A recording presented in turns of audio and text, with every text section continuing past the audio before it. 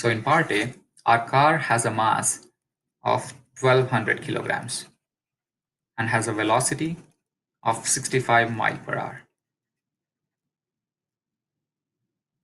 So we need to find out its momentum and kinetic energy. Now, before we go ahead, we need to convert our velocity into the proper units, the SI units. Now we know that 1 mile is approximately 1.6 kilometers. So by multiplying that, we see that 65 miles per hour is 104.6 kilometer per hour. Now we need to convert kilometer per hour to meter per second, which is our SI units. So now we have 104.6.